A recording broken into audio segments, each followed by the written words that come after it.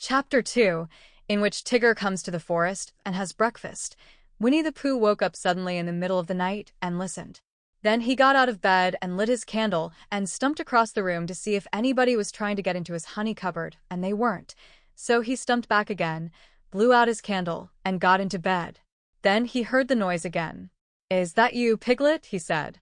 But it wasn't. "Come in, Christopher Robin," he said. But Christopher Robin didn't. "Tell me about it tomorrow, Eeyore," said Pooh sleepily. But the noise went on.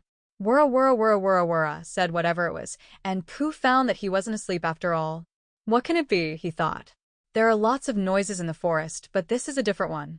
It isn't a growl, and it isn't a purr, and it isn't a bark, and it isn't the noise you make before beginning a piece of poetry, but it's a noise of some kind, made by a strange animal. And he's making it outside my door. So I shall get up and ask him not to do it. He got out of bed and opened his front door.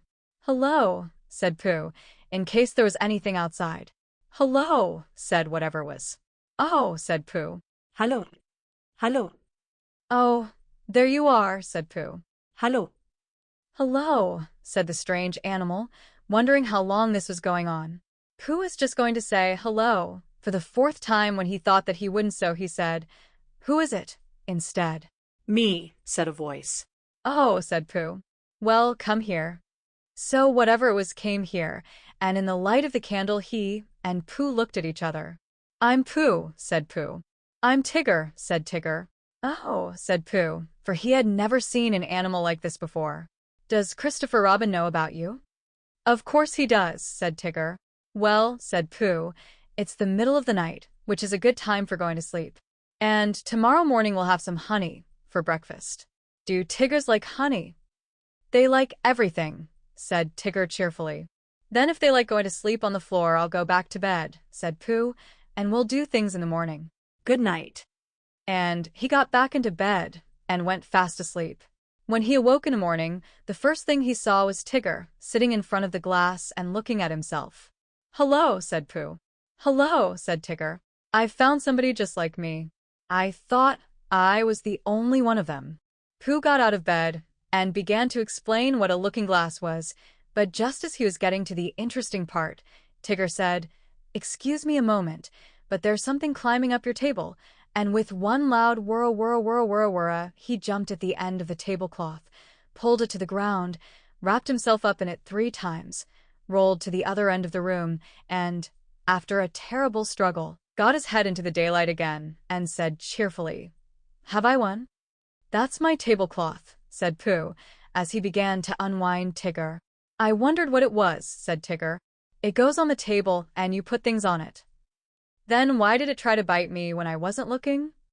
"I don't think it did," said Pooh. "It tried," said Tigger, "but I was too quick for it." Pooh put the cloth back on the table, and he put a large honey pot on the cloth, and they sat down to breakfast. And as soon as they sat down, Tigger took a large mouthful of honey, and he looked up at the ceiling with his head on one side, and made exploring noises with his tongue and considering noises, and what have we got here noises, and then he said in a very decided voice, "Tiggers don't like honey." "Oh," said Pooh, and tried to make it sound sad and regretful. "I thought they liked everything." "Everything except honey," said Tigger. Pooh felt rather pleased about this, and said that, as soon as he had finished his own breakfast, he would take Tigger round to Piglet's house, and Tigger could try some of Piglet's haycorns. "Thank you, Pooh," said Tigger, because haycorns is really what Tiggers like best. So after breakfast they went round to see Piglet, and Pooh explained as they went that Piglet was a very small animal who didn't like bouncing, and asked Tigger not to be too bouncy, just at first. And Tigger, who had been hiding behind trees and jumping out on Pooh's shadow when it wasn't looking, said that Tiggers were only bouncy before breakfast, and that as soon as they had had a few haycorns they became quiet and refined. So by and by they knocked at the door of Piglet's house. "Hello, Pooh," said Piglet. "Hello, Piglet. This is Tigger." "Oh, is it?" said Piglet, and he edged round to the other side of the table. "I thought Tiggers were smaller than that." "Not the big ones," said Tigger. "They like haycorns," said Pooh. "So that's what we've come for, because poor Tigger hasn't had any breakfast yet." Piglet pushed the bowl of haycorns towards Tigger and said, "Help yourself," And then he got close up to Pooh and felt much braver, and said, "So you're Tigger?" "Well, well," in a careless sort of voice. But Tigger said nothing, because his mouth was full of haycorns. After a long munching noise he said, "Eeyores, oh Eeyores." And when Pooh and Piglet said, "What?" he said, "Scoozy," and went outside for a moment. When he came back he said firmly, "Tiggers don't like haycorns."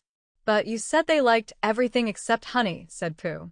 "Everything except honey and haycorns," explained Tigger.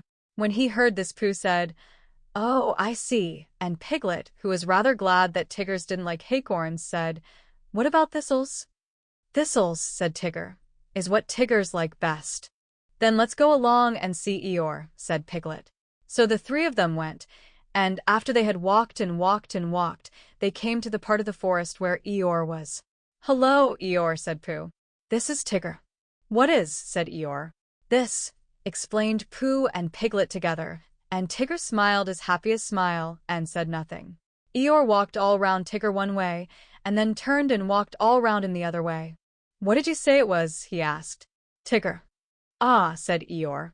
"He's just come," explained Piglet. "Ah," said Eeyore again. He thought for a long time, and then said, "When is he going?" Pooh explained to Eeyore that Tigger was a great friend of Christopher Robin's, who had come to stay in the forest, and Piglet explained to Tigger that he mustn't mind what Eeyore said because he was always gloomy, and Eeyore explained to Piglet that, on the contrary, he was feeling particularly cheerful this morning, and Tigger explained to anybody who was listening that he hadn't had any breakfast yet. "I knew there was something," said Pooh. "Tiggers always eat thistles, so that was why we came to see you, Eeyore." "Don't mention it, Pooh." "Oh, Eeyore, I didn't mean that I didn't want to see you. Quite. But your new stripy friend, naturally, he wants his breakfast. What did you say his name was?" "Tigger." "Then come this way, Tigger." Eeyore led the way to the most thistly-looking patch of thistles that ever was, and waved a hoof at it. "A little patch I was keeping for my birthday," he said. "But after all, what are birthdays? Here today, and gone tomorrow. Help yourself, Tigger." Tigger thanked him, and looked a little anxiously at Pooh. "Are these really thistles?" he whispered. "Yes," said Pooh. "What Tiggers like best." "That's right," said Pooh. "I see," said Tigger. So he took a large mouthful, and he gave a large crunch. "Ow," said Tigger. He sat down, and put his paw in his mouth. "What's the matter?" asked Pooh. "Hot," mumbled Tigger. "Your friend," said Eeyore, "appears to have bitten on a bee." Pooh's friend stopped shaking his head to get the prickles out, and explained that Tiggers didn't like thistles. "Then why bend a perfectly good one?" asked Eeyore. "But you said," began Pooh, "you said that Tiggers like everything except honey and haycorns." "And thistles," said Tigger, who was now running round in circles with his tongue hanging out. Pooh looked at him sadly. "What are we going to do?" he asked Piglet. Piglet knew the answer to that, and he said at once that they must go and see Christopher Robin. "You'll find him with Kanga," said Eeyore. He came close to Pooh and said in a loud whisper, "Could you ask your friend to do his exercises somewhere else? I shall be having lunch directly, and don't want it bounced on just before I begin. A trifling matter, and fussy of me, but we all have our little ways." Pooh nodded solemnly and called to Tigger, "Come along and we'll go and see Kanga. She's sure to have lots of breakfast for you." Tigger finished his last circle and came up to Pooh and Piglet. "Hot," he explained with a large and friendly smile. "Come on," and he rushed off. Pooh and Piglet walked slowly after him. And as they walked, Piglet said nothing, because he couldn't think of anything, and Pooh said nothing, because he was thinking of a poem. And when he had thought of it, he began, "What shall we do about poor little Tigger? If he never eats nothing, he'll never get bigger. He doesn't like honey and haycorns and thistles because of the taste and because of the bristles. And all the good things which an animal likes have the wrong sort of swallow or too many spikes. He's quite big enough anyhow," said Piglet. "He isn't really very big." "Well, he seems so." Pooh was thoughtful when he heard this, and then he murmured to himself, "But whatever his weight in pounds, shillings, and ounces, he always seems bigger because of his bounces." "And that's the whole poem," he said. "Do you like it, Piglet?" "All except the shillings," said Piglet. I don't think they ought to be there. They wanted to come in after the pounds, explained Pooh. So I let them. It is the best way to write poetry, letting things come. Oh, I didn't know, said Piglet. Tigger had been bouncing in front of them all this time, turning round every now and then to ask, "Is this the way?" And now at last they came in sight of Kanga's house, and there was Christopher Robin. Tigger rushed up to him. "Oh, there you are," Tigger said. Christopher Robin. "I knew you'd be somewhere." "I've been finding things in the forest," said Tigger importantly. "I've found a Pooh and a Piglet and an Eeyore, but I can't find any breakfast."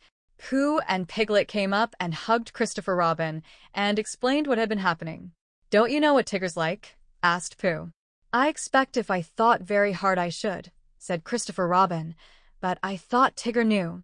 "I do," said Tigger. "Everything there is in the world except honey and haycorns and, what were those hot things called?" "Thistles."